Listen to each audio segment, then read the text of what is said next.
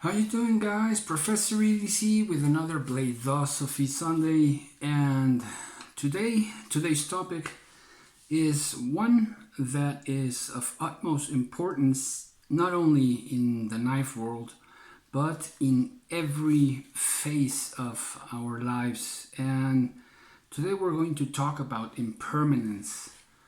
Impermanence is this cycle of birth, aging, getting sick, old, and dying. Impermanence means that nothing stays the same, that life changes, evolves, transforms itself. Nothing stays the same. And why is this important, you may ask? Well, from day one, when the pieces of this blade are put together to construct this wonderful blade, what's going to happen is each of those parts has already begun to age. We might not notice it, but that is a normal process. The same as when we are conceived, when we are born, we start aging. And that is nature. That's normal. But we humans are very stubborn. We are a very stubborn species. And so we try to go against time, and we try to go against nature itself and avoid aging and avoid death and sickness when it is nothing more than natural. But we have gone so far as to create methods of not preventing, but rather putting on costumes of young age. Isn't that right? And we do the same a bit with our blades, don't we? Sometimes we have these wonderful safe queens which we put in a case, in a crystal glass case, or we just put them away in a safe and anti-humidity,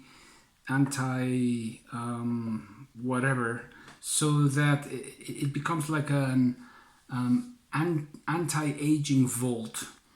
You know, those vaults, wonderful vaults, but these are aging vaults used in paintings, and well, in that area.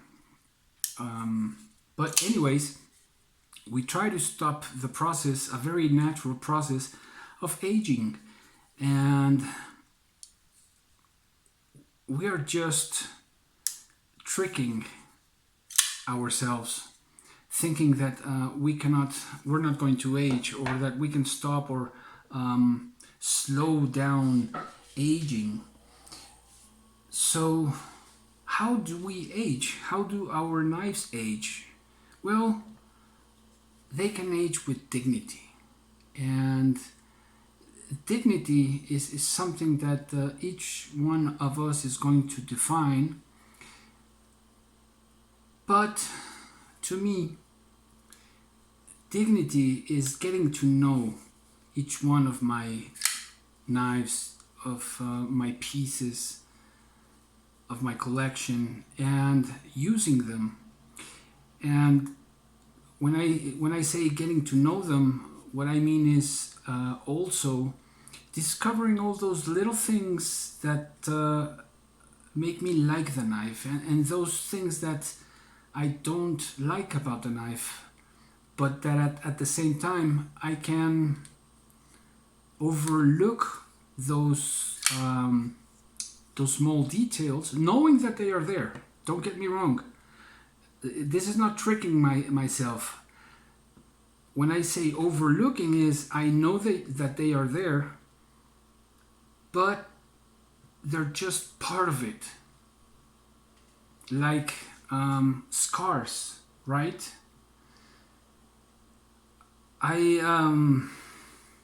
The way, one of the things, or let me see, how can I express that? A way of aging with dignity is allowing, being natural and allowing life to show itself. How is that? For example, I grew up, I don't know why, where I got this thing from, but by really looking at the hands of people. And the hands of people tell you a lot of things. How many scars do they have? What type of hands, fingers do they have? Are they hands of a working person? And you will see the wrinkles, and you will see the scars and the markings, the signs of aging. And that gives, in my point of view, dignity to those hands. You know when those hands have worked, and it just tells you a lot about the character of a person. The same as the face, right?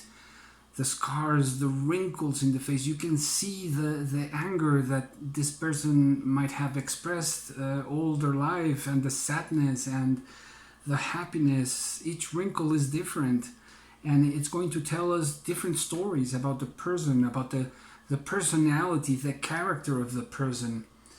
So all of these are signs of aging, and we cannot stop time. And it is important, I believe, to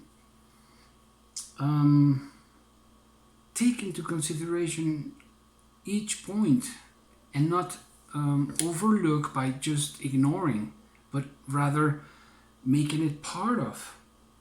If we pay a little attention, we may look, and this is very easy, we appreciate new but not old. Let me rephrase that. We appreciate beginnings but not endings. Let me rephrase that. We appreciate hellos but not goodbyes. And these are not separate. One comes with the other. That's right.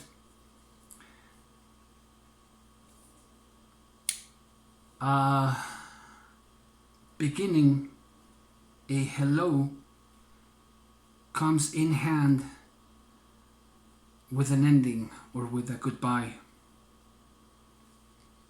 And so does the goodbye. It will come with another beginning, or another hello. But we stop seeing in the long run, the big picture, and we just want to keep things pristine. Could you imagine keeping a relationship pristine, without evolution, without scars?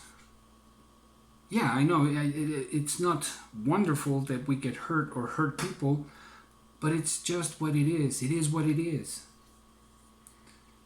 And when talking about blades, see, there's already a scratch there, a little scratch.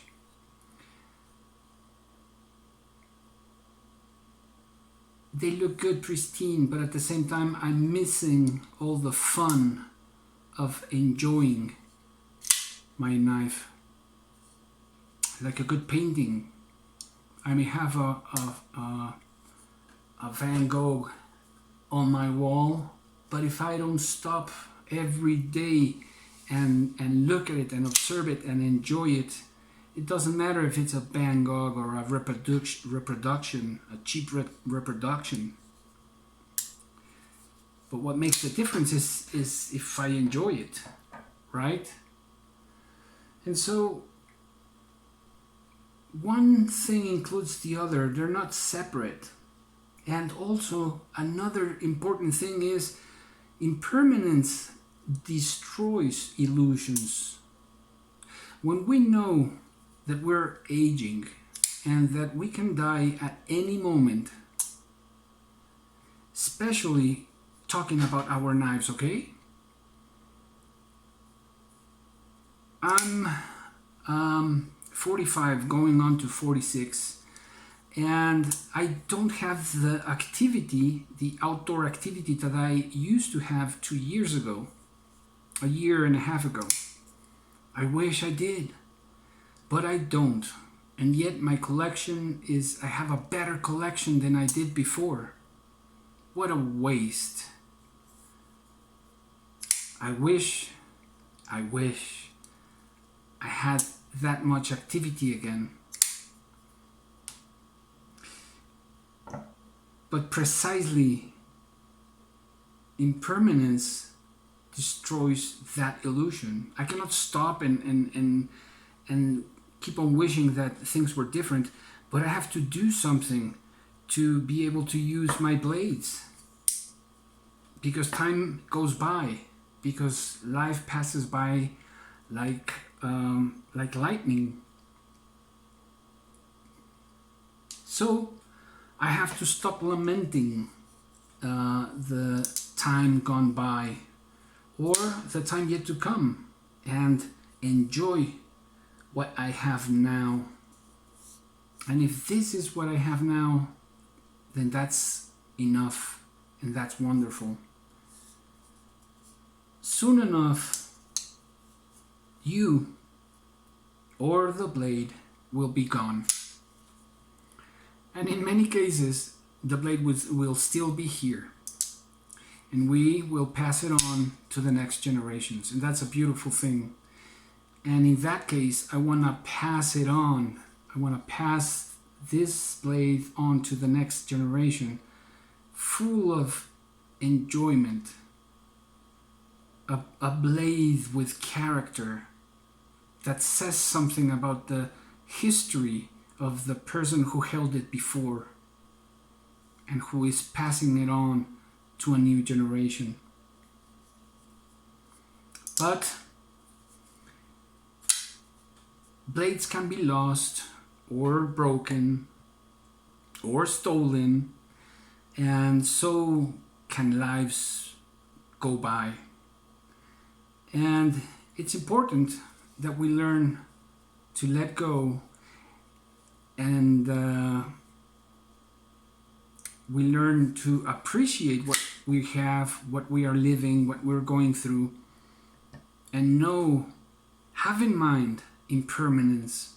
That is one of the messages that samurai always had to study and be mindful of death.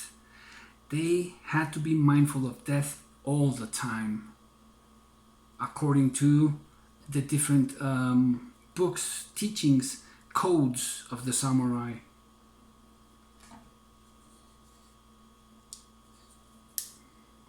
And